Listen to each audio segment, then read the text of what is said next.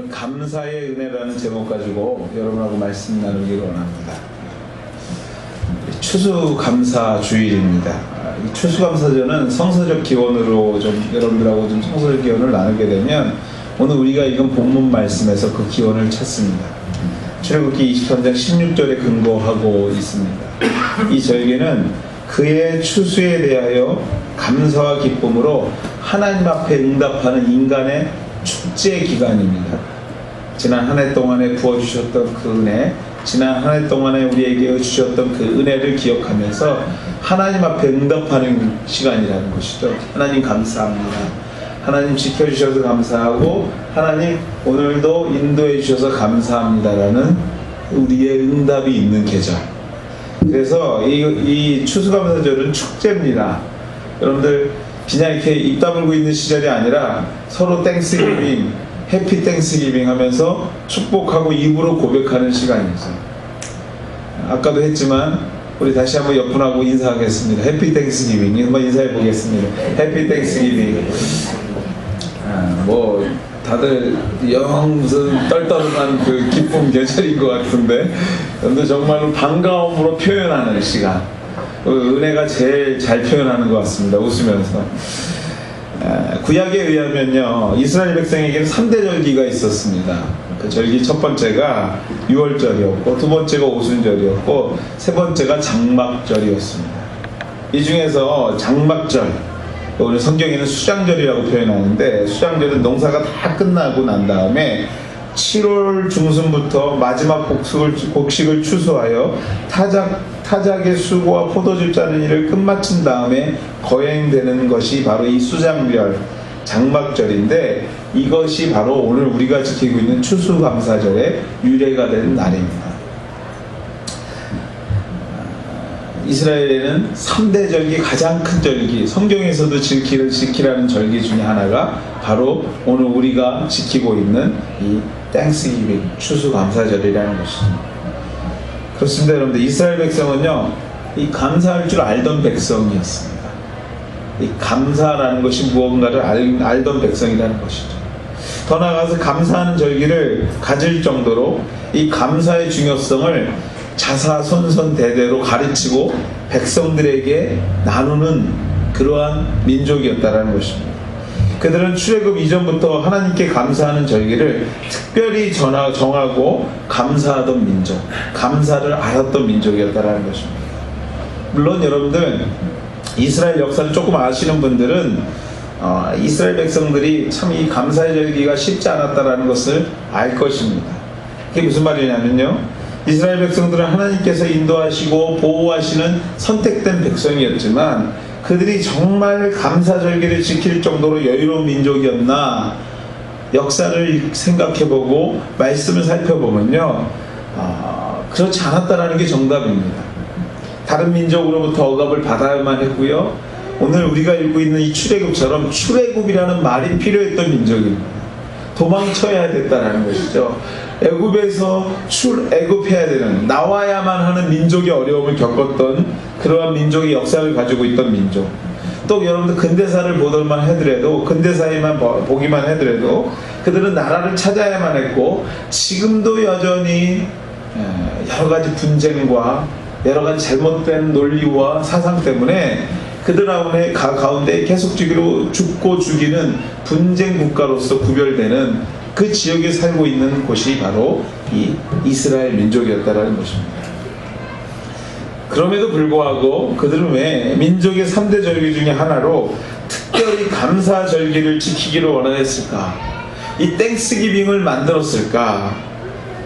아니, 감사보다는 불평이 더 많았을 그들이 조상 때부터 왜 감사의 모습을 가르치고 계승시켜야만 했을까? 우리가 좀 질문해 볼 필요가 있다는 것이죠.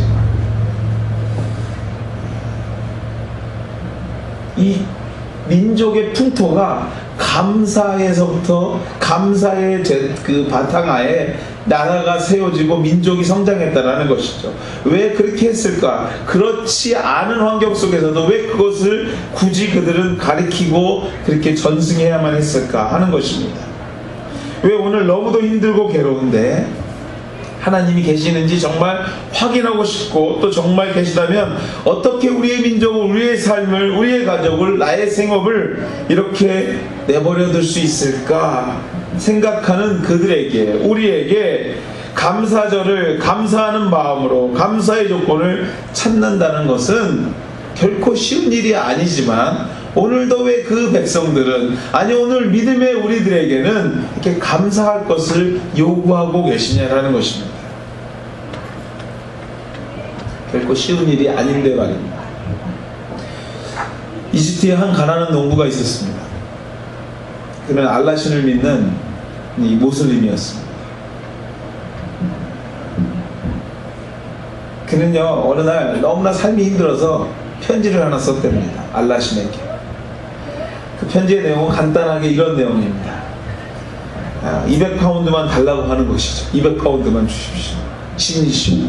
나에게 오늘 200파운드만 주십시오 하고 편지에다 글을 쓰고 봉투를 닫아서 우체통에 넣었습니다. From me to Allah 이렇게 해가지고 그 우체통에서 그 편지를 수고한 그 우체부 표대부가 이 알라신으로 수신이 되어 있으니까 이거 누구에다 줄지 고민이 되는 것이에요. 그래서 그 사무실에서 가장 높은 계장, 자기 위에 바로 상급 계장, 위에 상사인 계장에게 그 편지를 줬답니다. 계장님이 이거 어떻게 해야 될지 모르겠습니다. 계장이 받아보니까 자기도 어떻게 해야 될지 모르는 것이에요. 그래서 과장에게 그 편지를 줬답니다. 과장님, 이러한 알라에게 보낸다는데 이걸 버릴 수도 없고 어떻게 해야 될지 모르겠습니다. 그랬더니 이 과장도 고민되는 것이죠. 국장에게 줬어요. 국장도 하다 보더니 재밌기도 하고 이걸 좀 이렇게 뭐 사회적인 이슈를 좀 만들면 어떨까 싶어가지고 이 과장이요, 최신부 장관에게 그것을 보냈죠. 최신부 장관이 딱 보더니 이 참 민족이 살기도 힘들고 그래서 경제적으로도 안 좋은데 이것을 통해서 이 나라가 좀, 이 나라의 민족에게 격려하면 좋겠다 싶어갖고 그 당시에 이집트 대통령에게 이 편지를 보냈답니다. 그래서 대통령님 이것을 잘 처리하면 대통령님 그 지지율도 좀 올라갈 것 같고 이 모든 것들이 잘 진행될 것 같습니다 하고 줬더니 대통령, 그 당시에 대통령이 라세르라는 대통령이었대요. 이 대통령이 그 편지를 뜯어보고 농부의 사정이 매우 딱하고 불쌍하게 여겨서 대통령의 이름으로 이 100파운드를 체크를 끊어서 그 농부에게 보내줬다는 것이죠. 대통령 보장으로 좀 200파운드 더 많이 좀 줄 것이 100파운드 딱 줬다는 것이죠. 그러니까 농부에게 전달됐겠죠. 농부가 이 100파운드를 받고 기뻐서 좋아서 감사함으로 막 우리 대통령 최고 이렇게 한 게 아니라 갑자기 짜증을 엄청 내고 화를 냈답니다. 이유인 즉슨 이런 거죠. 알라신이 분명히 200파운드를 대통령에게 줬을 건데 대통령이 100불을 띄어먹었다는 것이에요. 100불이 중간에서 100불을 띄어먹고 나에게는 100파운드밖에 주지 않았다는 것이죠. 그러면서 노발대발하면서 이놈의 나라, 이 썩을 나라 막 이러면서 욕을 했다는 것이에요. 여러분들, 이의 마음이 우리의 마음 같지 않나 좀 생각해 볼 필요가 있다는 것이죠. 우리의 마음이 위와 같기 때문에 감사라는 것이 참 쉽지 않다라는 것이에요. 그것만 받아서 이것만이라도 좋은 것이 아니라 받지 못한 것이 항상 내 머릿속에 있기 때문에 이 감사라는 것이 우리 인생 가운데 이렇게 쉬운 말이 아니라는 것이죠. 그러나 여러분들, 오늘 성경은요 우리에게 감사하라고 말합니다. 아니, 감사할 것을 명령합니다. 성경 여러 곳을 할애해서 감사에 대한 내용을 담을 뿐만 아니라 절기로 지키게 하여 감사할 것을, 감사를 표현할 것을 우리에게 오늘도 강조하고 있습니다. 왜냐하면 하나님은 감사하는 자를 보호하시며 감사하는 자에게 은혜를 주시기 때문에 그렇습니다. 하나님은요 감사하는 자를 통해서 당신의 일을 이끌어 가시기도 하고 감사하는 자를 통해서 그 삶에 복을 내리시고 그 삶에 더 큰 은혜를 허락하시기 때문에 그렇습니다. 사랑하는 우리 하늘가족 여러분들, 오늘 이 시간에 감사의 은혜가 무엇인지 오늘 이 시간에 좀 살펴보기를 원합니다. 아니, 살펴볼 뿐만 아니라 그 감사의 은혜가 저와 여러분의 것이 되기를 주의 이름으로 축원해 드립니다. 오늘도 우리 입술로 통해서 우리가 우리의 삶을 통해서 주신 은혜에 감사하며 더 큰 하나님의 은혜가 여러분의 가정과 여러분의 자녀, 또 여러분이 섬기고 있는 생업의 현장까지 미칠 수 있는 은혜가 있기를 소망해 봅니다. 감사하는 은혜가 무엇인지 오늘 이 시간에 깨달으면서 하늘에 준비되어 있는 그 감사하는 은혜를 우리가 한번 맛보게 되는 이 추수감사주일, 감사의 은혜가 넘치는 이 풍성한 계절이 되시기를 다시 한번 주의 이름으로 소망해 보면서 오늘 말씀 오늘 말씀 한번 여러분과 나누면서 은혜 나누기를 원합니다. 여러분들, 감사 은혜의 첫 번째 은혜는요, 감사하는 자에게 주신 첫 번째 은혜는 우리 말씀 한번 주시겠습니까? 시편 50편 14절에서 15절까지 말씀의 첫 번째 은혜의 말씀을 우리에게 허락하십니다. 우리 앞에 있는 자막 보고 한번 같이 읽으셨으면 좋겠습니다. 같이 읽겠습니다. 감사로 하나님께 제사를 드리며 지극히 높으신 자에게 내 소원을 갚으며 환난 날에 나를 부르라. 내가 너를 건지리니 내가 나를 영화롭게 하리로다. 감사하는 자에게 주시는 그 첫 번째 은혜는 모든 환난에서 보호하시는 은혜입니다. 환난 속에서도 감사하는 자를 보호하시는 하나님의 은혜가 우리에게 있겠다라는 것이죠. 오늘 말씀을 좀 살펴보면 감사함으로 하나님께 제사를 드리라고 합니다. 여러분, 제사를 드린다라는 것은 예배를 드린다라는 의미를 가지고 있습니다. 예배를 드린다라는 것은요, 하나님 아버지께 우리의 모든 것을 헌신한다라는 것입니다. 또한 우리가 가지고 있는 모든 것으로 아버지께 사랑을 표현하는 자리가 바로 이 예배의 자리입니다. 여러분들, 사랑합니다 사랑합니다 표현하는 가운데 사랑의 결말이 뭘로 끝나는지 아십니까? 사랑한다 사랑합니다 사랑합니다 하다 보면 그 사랑의 결말은 당연히 그러므로 내가 감사합니다로 끝나게 되는 것이에요. 사랑에 이어지는 고백은 감사일 수밖에 없다라는 것이에요. 하나님 사랑합니다, 그래서 내가 감사합니다로 끝난다는 것이죠. 그렇습니다. 여러분들, 수많은 어려움 속에서도 이스라엘 민족은요, 하나님께 예배하는 것을 잊지 않았던 민족이었습니다. 또 그 예배가 그냥 의미 없이 드려진 예배가 아니라 감사로 넘쳐나는 예배, 사랑으로 넘쳐나서 그것이 감사함으로 변하는 예배, 감사함이 넘쳐나는 예배, 감사의 은혜를 나누는 예배였다라는 것입니다. 여러분들, 지금도 진정으로, 신령과 진정으로 드려지는 예배의 결말은 우리가 집으로 돌아가는 그 발걸음 속에는 감사라는 말씀이 분명히 있어야 되는 것이고, 그것으로 끝나야 되는 것이 우리가 예배에 실패하지 않고 있다라는 증거일 것입니다. 그렇습니다. 여러분들, 그것이 그들로 하여금 믿음과 민족을 포기하지 않게 하는 힘이 되었습니다. 또 그들은요, 그 어려운 고난 속에서도 하나님의 도우심과 보호하심의 핵심에 설 수 있는 힘이 바로 이 감사함에서부터 시작되었다는 것이죠. 그렇기 때문에 그들은요, 감사하는 절기를 놓칠 수 없는 것이에요. 감사하는 절기를 자녀들에게 안 가르칠 수 없는 것입니다. 감사의 조건을 어떻게 나누어야 되는 것을 전승하고 교육하지 않을 수 없었다는 것이죠. 수많은 유혹과 시험과 어려움이 우리 앞에 닥쳐올지라도 사랑하는 여러분들, 우리가 정말 포기하지 말아야 할 것은 감사입니다. 왜냐하면요, 여러분들, 성도의 감사는요, 환난에서 하나님의 도우심을 청하는 SOS이기 때문에 그래요. 어려움 중에 우리가 하나님 앞에 진정으로 요구할 수 있는 그 도움을 요청하는 방법이 바로 감사함이라고 성경이 우리에게 전하고 있기 때문에 그렇습니다. 모든 환난 속에서 우리가 나가야 할 길을 제시하는 등대와 같은 것이 바로 이 감사라는 우리의 고백이라는 것이죠.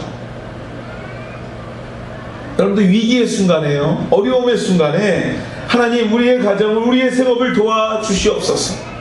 물론 기도하셔야 합니다. 간구해야 합니다. 그러나 여러분들, 어찌 보면 이러한 표현은 보다 소극적인 표현일 수밖에 없어요. 도와주세요, 살려주세요, 이런 것은요, 어떻게 보면 우리의 신앙인으로 봤을 때는 소극적인 표현이라는 것입니다. 진정한 그리고 보다 적극적인 도움의 요청은요, 감사라는 것이에요. 하나님, 이 어려운 순간 우리의 가정을, 우리의 남편을, 우리의 자녀를 주셨으니 감사합니다. 이것은 어찌 보면 살려주세요, 도와주세요를 넘어서는 이미 응답받는 우리의 고백일 수 있다는 것이에요. 하나님이 이 역경을 이기게 해주시니 감사합니다로 끝나는 것이 어떻게 보면 보다 더 적극적인 간구의 표현일 수 있다는 것이죠. 이 어려운 일의 삶 가운데서 섬길 수 있는 생업을 주시니 감사합니다, 이 고백이 하나님 우리의 생업을 도와주세요 이거보다는 좀 더 적극적인 표현일 수 있다는 것이에요. 보다 간절하게 우리 아버지께 도움을 요청하는 그 표현의 비결이라는 것이죠. 사랑하는 여러분들, 우리 삶 가운데 도와주세요가 아닌 감사합니다라는 기도의 제목이 넘쳐나시기를 주의 이름으로 축원해 드립니다. 도와주세요는요, 누구나 할 수 있어요. 사실은요, 아니 급할 때 도와주세요는요, 어린아이도 할 수 있는 것입니다. 그러나 그 어린아이 입속에서도 도와주세요보다는 하나님, 내가 이 모든 일을 끝내고 나서 하나님 앞에 영광과 감사를 올려드릴 수 있도록 하나님 이 모든 고난을 주시니 감사합니다라는 표현을 우리가 가르칠 수만 있다면, 아니 우리 입에서 그것이 고백될 수만 있다면, 여러분의 인생은요, 여러분의 삶은 이전과 또 다른 새로운 장을 열게 하신 하나님의 은혜를 경험할 수 있게 될 것이라는 것이에요. 살려주세요 하셔야 됩니다. 도와주세요 하셔야 됩니다. 그러나 우리가 좀 더 성숙된 성도들이라면, 아니 감사의 위력을 알고 계시는 분이라면 오늘 이 시간에 도와주세요보다는 하나님 감사합니다, 하나님 이 어려운 역경 속에서도 내 자녀를, 내 남편을, 내 아내를, 우리 교회를 주시니 감사합니다 라고 고백할 수만 있다면 그 인생은요, 하늘에 준비되어 있는 하나님의 감사하는 자들에게 주시는 은혜를 경험하고 살아가게 되는 인생이 될 줄 믿습니다. 두 번째, 이 감사하는 자들에게 주시는 은혜는 시편 50편 23절의 말씀입니다. 우리 같이 한번 읽을까요? 같이 읽겠습니다. 시작. 감사로 나오나요? 예, 바로 위에 겁니다. 두 번째 거. 시편 50편 23절 말씀 뒤에 있나요? 예, 제가 읽도록 하겠습니다. 감사로 제사 드리는 자가 나를 영화롭게 하나니 그 행위를 옳게 하는 자에게 내가 하나님의 구원을 보이리라.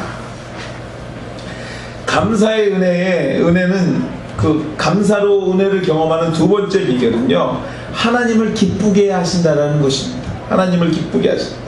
시편 50편 23절 기록에 보면 감사로 제사 드리는 자가 나를 영화롭게 한답니다.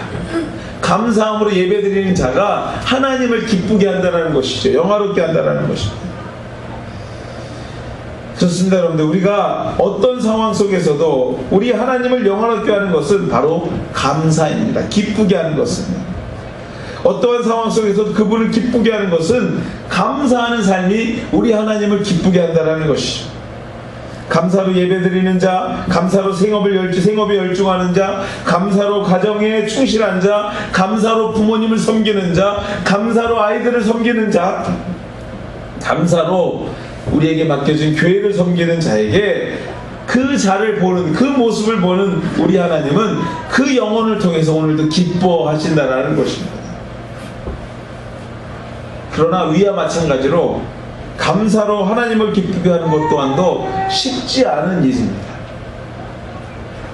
왜냐하면 저는 이것을 예전에도 여러분들 성경 공부할 때 제가 그런 얘기 했을 것입니다. 이 감사가 어려운 이유는요, 이 손톱 법칙에 있어요. 사실은요, 엄지손톱 법칙이라는 거죠. 그건 제가 만든 법칙입니다. 여러분들이 집에 가서 한번 해보십시오. 여기서 해보려면 다들 안 하실 것 같으니까 해보시는데, 집에 가셔서 이렇게 엄지 손톱을 이렇게 가만히 두 눈을 집중해서 한 10초만 보십시오.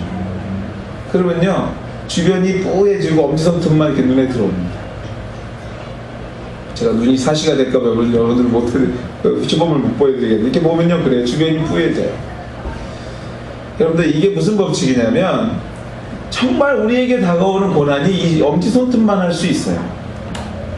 근데 이 고난이 아무리 작아도, 그 괴로움이 아무리 작아도 우리의 생각과 우리의 인간의 본성은요, 이 엄지손톱만한 어려움에 집중할 수밖에 없습니다. 근데 집중하다 보면요, 주변이 뿌얘져요. 근데 주변의 모든 것이 무엇인 줄 아십니까? 다 우리에게 허락한 복이고 은혜예요. 감사의 조건들이에요. 그런데 그것이 더 이상 뿌옇고 보이지 않아지는 것이, 이것이 법칙이거든요. 이것이 이 감사가 어려운 법칙 중에 하나예요. 우리에게 조그만 시험이 다가올지라도 가장 먼저 보이지 않는 것은요, 이 그동안 부어주셨던 수많은 감사의 조건들이 더 이상 내 눈에 들어오지 않더라는 것입니다. 그래서 감사가 어려운 것이죠. 날마다 경험하는 것을 볼 때, 여러분들 날마다 경험하는 은혜들이 수없이 많은 것임에도 불구하고 우리 앞에 조그만 것 한 가지 때문에 이제까지 부어졌던 모든 감사의 것들이 내 기억 속에서 잊혀지더라는 것입니다.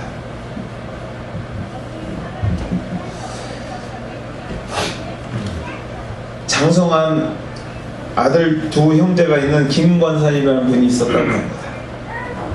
근데 이 권사님, 말 그대로 이 권사님이 얼마나 교회를 잘 섬기시고 또 주의 종을 잘 섬겼는지, 그리고 성도들을 얼마나 잘 섬기셨는지, 정말로 교회 안에서 이 김 권사님 하면 기쁨으로 섬기는 사람, 감사가 넘치는 사람이라고 소문난 분이었다고 합니다.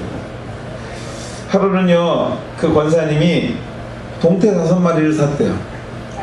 말 그대로 어른 동태죠. 동태 5마리를 사가지고 평소대로, 이분이 평소대로 목사님 가족은 둘이니까 2마리, 우리 가족은 3명이니까 3마리에서 이렇게 둘 나눠가지고요, 목사님 가족에게 2마리 드리고 자기는 그 3마리를 동태한 걸 그 검은 비닐봉다리에 담아서 이렇게 머리에다 이고요, 그리고 한 손에는 그 성경책 가방을 들고 이렇게 그 집에 새벽 예배를 갔다가 집에 돌아오는 길에 새벽 예배 때 2마리를 목사님께 싱송한 걸 드려야 된다고 드리고 3마리를 머리에 이고 성경책 가방을 들고 이렇게 오다가 강도를 만난 거예요. 그러니까 이 성경책 가방이 꼭 일수 가방처럼 보이잖아요. 그래서 이 강도가 돈이 든 것 같은 줄 알고 이 권사님을 뒤에서 이 흉기로 내려친 거죠. 머리를 맞고 쓰러졌습니다. 병원으로 실려갔어요. 김 권사님이 사흘 만에 깨어났습니다. 하나들이 이 깨어나는 모습을 보고 엄마에게 막 컴플레인을 하는 거죠. 엄마, 예수 대충 좀 믿어. 이런 거죠. 예수 대충 좀 믿어. 돈만 생기면 교회다 헌금하고, 불쌍한 사람 도와주고, 시간만 되면 교회 가서 봉사. 그런 엄마가 오늘 이런 일을 당하는 걸 보니까 하나님이 살아계시는 것 같지 않다는 것이에요. 하나님이 지켜준 것이 뭐가 있냐고 이 아들이 막 컴플레인 하는 거죠. 결국 하나님이 주신 거는 강도가 휘두른 이 몽둥이밖에 없지 않냐고. 그래서 엄마 죽을 뻔하지 않았냐고.